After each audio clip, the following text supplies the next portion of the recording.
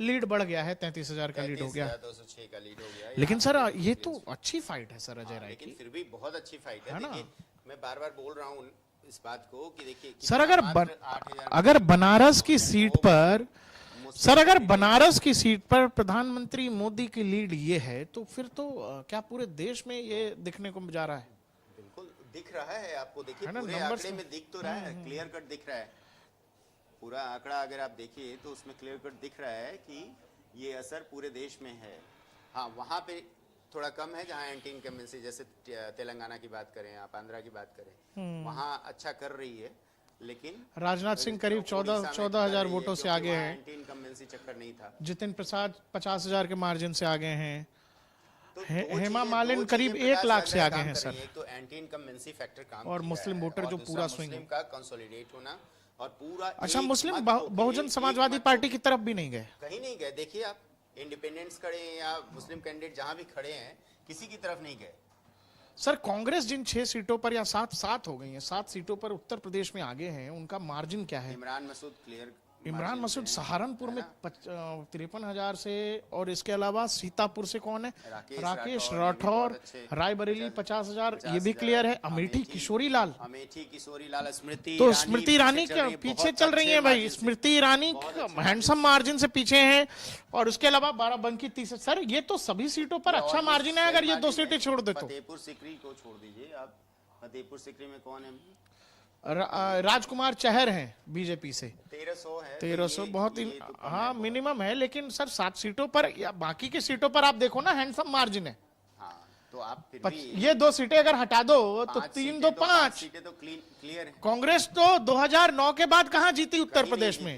ये तो best performance की तरफ है। बिल्कुल समाजवादी पार्टी बढ़ गई है सर, समाजवादी पार्टी बढ़ गई है। ये मुजफ्फरनगर की सीट पर 11,000, मुरादाबाद 14,000, रामपुर बढ़ता हुआ 20,000, फिरोजाबाद ये 22,000, 46,000, मैनपुरी। डिंपल भाभी आगे चल रही हैं, भाभी इसीलिए बोल रहा हूं क्योंकि मतलब समर्थक कहते हैं इसीलिए, डिंपल यादव आगे चल रही हैं। एटा देवेश शाह के बहुत मिनिमम है, आगे पीछे हो सकता है। बदायूं भी आगे पीछे हो सकता है, खैरी में बहुत मिनिमम है। उसके बाद ये मिनिमम सीट्स हैं, मतलब मिनिमम मार्जिन है। बदायूं में देखिए अभी हम बात कर रहे थे, बदायूं में आदित्य यादव आगे हो गए, अभी 700 से पीछे थे, आगे हो गए 400-450 वोटों से।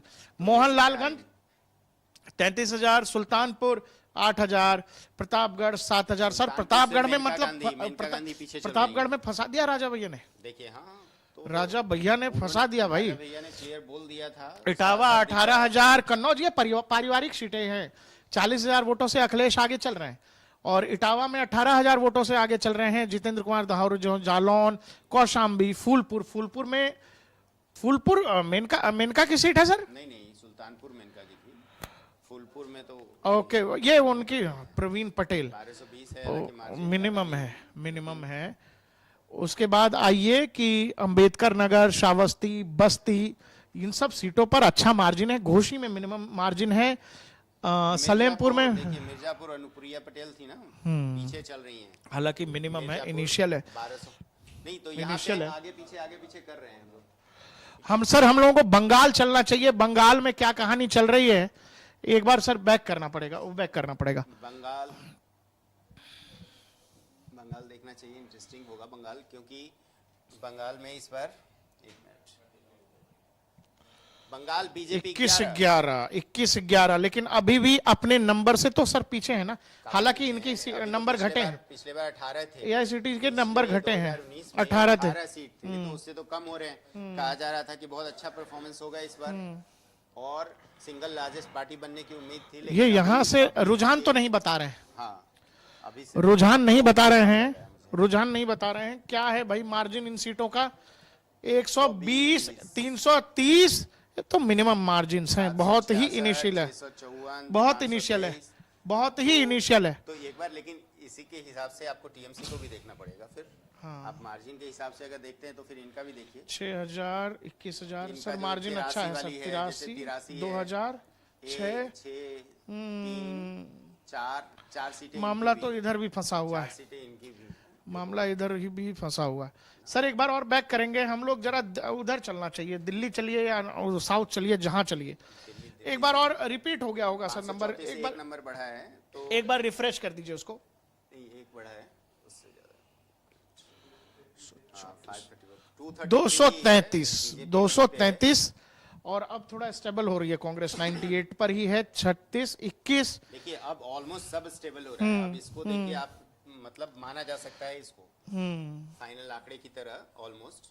आप इसमें कितना बदलाव हो सकता है? बीजेपी अब देखिए, अब इसमें मुश्किल से 4-5% से ज्यादा नहीं बदलाव होगा। लेकिन सर ये जो, जैसे इसमें मैं बता रहा था 100 में से 30 सीटें ऐसी हैं जो मिनिमम पर चल रही हैं, या फिर ये जो समाजवादी पार्टी की जो सीट है इसमें 15-16 चल रही हैं, वो मिनिमम तो बदलेंगे ना कि नहीं बदलेंगे? बिल्कुल उनमें बदलाव हो सकता है। तो उनमें भी देखिए 50% ही मान सकते हैं ना। 15 में मान लीजिए 7 बदल तो जाएगा, 15 में बदला तो यहाँ 15 काम में हो 7 जाएगा। बदल जाएगा। इधर इधर कितने थे? 30 थे ना। 30 में इनमें भी मान लीजिए 10-12 बदल जाएगा। तो 12 और 5 17 एक बार सर 18 वोट शेयर वोटों का बात भी करिए। दिखा दीजिए। वोट शेयर आप वोट शेयर देखिए, ये बीजेपी 39.62 लगातार कम हो रहा है। हम लोगों ने जब देखना शुरू कम किया इधर 44 ज्यादा हो से, रहा है सर। इधर भी कम हुआ है। 26.8 थे। वोट देख यहाँ पे लीजिए, देख लीजिए। 4 करोड़ 4 वोट, करोड़ करीब 33 4.5 करोड़ वोट, ठीक है। और 2 करोड़, इनका 3 करोड़ वोट देखिए वही है। वोट नहीं बढ़ा है, लेकिन सीट में कन्वर्जन हो रहा है। कन्वर्जन, वो गठबंधन को हाँ, मुस्लिम उसका मुस्लिम फायदा वोटर मिला, को देखिए, क्लियर है, बिल्कुल मुस्लिम वोटर को के क्लियर है कि consolidation का ये जो फायदा है। बीजेपी को हराएगा हराएगा, बस उसको भाई। वोट करना। राहुल गांधी लगातार कास्ट सेंसस की बात करते रहे, बिल्कुल। धन वितरण का बात करते रहे। वो बात इसलिए हो रही थी क्योंकि उनको पता है कि बटेगा। देखिए हिंदू वोट बढ़ता है, हाँ, मुस्लिम वोट एक जगह जाता है। एक जगह जाता है। मुस्लिम वोट नहीं बदलना था। और कांग्रेस ने ये खेल तो कर दिया सर, क्योंकि आप ये देखो कि अगर ये 4 करोड़ ये है और 3 करोड़ मान लो इसको, 4 3 7, मैं मान के चलता हूं कि 10 करोड़ वोटों की काउंटिंग हो गई है। अगर ये मतलब 4 2 6, बाकी क्षेत्रीय दल भी पकड़ लीजिए, पार्टी का भी देख लीजिए, 66 लाख, 66 लाख, 20 लाख, 40 लाख। तो ये मतलब मान लीजिए 4 2 6 1 7 1 8 और 2 10 करोड़ 10 करोड़ की गिनती हुई है। 10 करोड़ पर यह गिनती है। वोटिंग की गिनती होनी है गुरु, 64 करोड़ वोटर है, 64 करोड़ 54 करोड़ बचा है अभी। अभी बहुत है। हाँ, अब आप 534। दिल्ली का दिखाइए जरा। दिल्ली सातों की सातों सीट अभी तक हम लोग देख रहे थे कि बीजेपी को जा रही थी। अब देखना है अभी क्या स्थिति है एनसीटी। एक कांग्रेस को जा रही है, कांग्रेस एक जगह लीड कर रही है। कौन सी कांग्रेस सीट को है जा जरा रही देख है लेते हैं भाई। कांग्रेस की। मेरे ख्याल से चांदनी चौक है क्या सर? चांदनी चौक, चांदनी JP चौक, अग्रवाल। जेपी अग्रवाल, JP ये आप पहले भी कह रहे थे। लेकिन सर मार्जिन अभी 4000 का ही है, 4000 का मार्जिन है। इसीलिए जैसे जैसे हम लोग पहले पीछे चल रहे थे और अभी आगे पहुंचे। परवीन खंडेलवाल है। हाँ, प्रवीण खंडेलवाल 3500 वोट। अच्छा, बहुजन समाजवादी पार्टी ने भी अपना उम्मीदवार दिया हुआ है, आजाद समाज पार्टी। सर एक बार पीछे चलेंगे, दिल्ली की 6 सीटें जिन पर बीजेपी लीड कर रही है वो भी देख लेते हैं। कन्हैया कुमार 23,000 से पीछे चल रहे हैं। सर ये तो मैक्सिमम पर हैंडसम मार्जिन है। हाँ, कन्हैया 26,000 27,000 वोटों से पीछे चल रहे हैं। तो हालांकि मैं गया भी था इस सीट पर, आप तो इस बहुत बदलता हो तो वोटर का मिजाज बता रहा था कि बहुत कुछ बदलना नहीं है। कन्हैया का इमेज, मतलब जो इनिशियल वोटर है, जो फर्स्ट टाइम वोटर है, उसकी नजर में भी खराब हो गया वो जेएनयू के एक भाषण के कारण। वो मैनेज नहीं हो पा छोड़ रहा है वो रहा। भाषण सर बांसुरी स्वराज देख लीजिए, बांसुरी स्वराज न्यू दिल्ली सीट से लड़ रही हैं और अच्छा लड़ रही हैं। 12,000 का मार्जिन है। सोमनाथ भारती, इन्होंने कहा है कि बीजेपी जीत गई अगर तो हम अपना बाल छिलवा लेंगे। तो है नहीं, कुछ बचा हुआ नहीं है। नहीं, थोड़ा जो ही बहुत है, पीछे जो वाला है होगा वो हटवा छिलवाना लेंगे। पड़ेगा। हाँ, हाँ, वो तो पता भी नहीं लगेगा लोगों को कि हटवाया भी है। इनकी छवि भी वैसे थोड़ी बिगड़ गई थी। हाँ, ये तो सर मतलब ठीक ठाक मार्जिन है। ईस्ट दिल्ली अगर हर्ष मल्होत्रा को 10,000 करीब 8,000 का मार्जिन है बस। बाकी मार्जिन दिल्ली में मुझे लगता है। जीत रहे हैं। अच्छा, हर्ष मल्होत्रा की खबर है, वो अच्छे से जीत रहे हैं, उसमें कोई दिक्कत नहीं है। तो सर उड़ीसा गए हुए बहुत देर हो गया। उड़ीसा चल लेते, 21 लोकसभा की सीटें हैं वहां पर और बीजेपी 17 पर लीड कर रही थी। अभी देख लेते हैं वहां है क्या उड़ीसा में। 17-2 बीजू जनता दल के लिए बेहद बुरी खबर है ये तो। अगर ये हालत है तो क्या विधानसभा में भी बीजेपी उड़ीसा में आने जा रही है क्या? सर चलते हैं हम लोग विधानसभा। सर बैक करिए या यही खोल देते हैं। 2 मिनट।